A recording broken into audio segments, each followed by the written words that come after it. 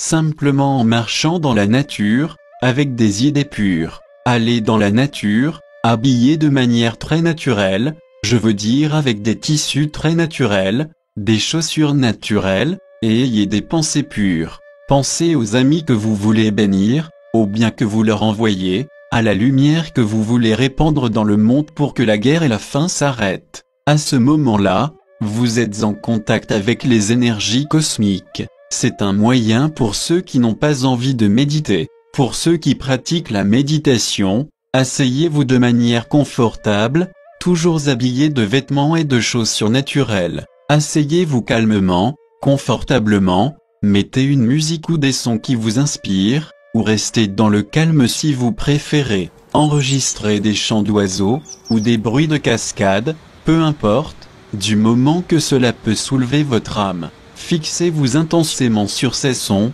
allez profondément dans les inspirations qu'ils vous donnent. Pour ceux qui ne savent pas méditer, ce sera une très bonne approche, et même s'ils s'en tiennent là, ce sera un très bon début pouvant se prolonger dans d'autres vies. Il y a une multitude de méthodes de méditation, mais celle que vous pouvez pratiquer hors de tout danger, hors de tout dogme, et hors de tout groupe, c'est de prendre une bougie, allumez-la et mettez-la en face de vous, et à côté, mettez une grande coupe avec de l'eau. Il est très important de combiner l'eau et le feu quand il s'agit de communion avec le cosmos. Pourquoi? Parce que l'eau et le feu émettent des vibrations spécifiques, et par leurs émanations attirent des énergies cosmiques. Lorsque vous méditez, il vous faut vous entourer d'un maximum d'objets, vous permettant d'attirer ces énergies, parce que la plupart des gens ne peuvent pas entrer spontanément en état de méditation. Avant que l'individu n'en soit capable,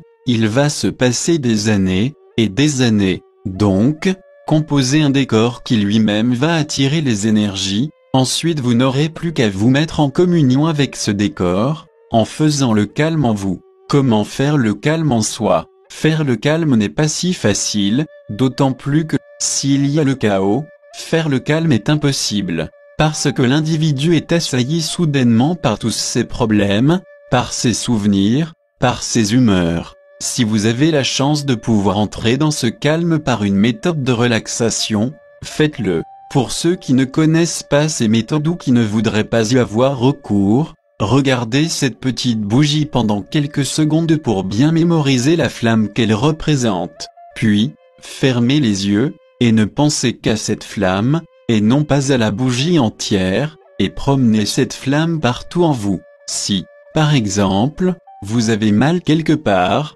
prenez cette flamme et guidez-la à l'endroit où vous avez mal, et avec cette flamme brûlez le problème. S'il y a soudainement une pensée qui arrive, un fantasme qui ressort, affichez-le comme une banderole en papier, et avec la flamme brûlez cette pensée, brûlez ce fantasme, et vous serez ainsi débarrassé de la pensée. Si elle revient, brûlez-la à nouveau, brûlez la chose jusqu'à ce qu'elle ait disparu. Lorsque vous pensez être dans un relatif état de calme, disposez cette flamme au-dessus de votre tête, faites-la brûler intensément, regardez-la se dilater, et devenir de plus en plus blanche, lumineuse, éclatante, et elle répandra tout son rayonnement autour de vous, comme une cascade. Fixez-vous dans cette vision, et maintenez cette visualisation le plus longtemps possible. Sitôt qu'une pensée revient, calmement, rebrûlez-la et arrêtez votre méditation. Faites redescendre la flamme, en face de vous, imaginez que vous la replacez sur la bougie et ouvrez les yeux. Faites cela au moins tous les jours, ou au moins, une fois par semaine, plutôt le dimanche. Le dimanche, depuis très longtemps, a toujours été consacré aux œuvres spirituelles, il y a des messes partout dans le monde, alors profitez de ce que ces énergies soient appelées. Profitez que des milliers de frères soient en train de dire des messes, de faire des communions etc.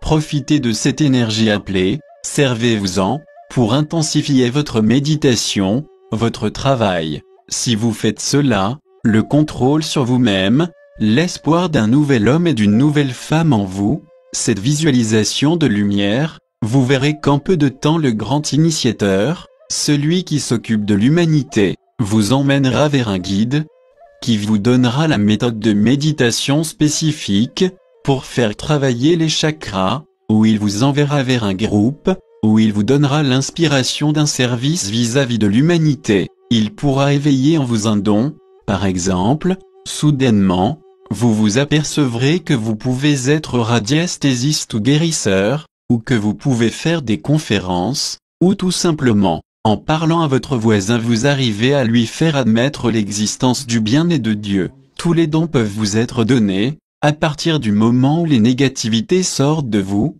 C'est le souci que vous devez avoir, plutôt que d'avoir le souci d'être un bon citoyen, un bon paroissien.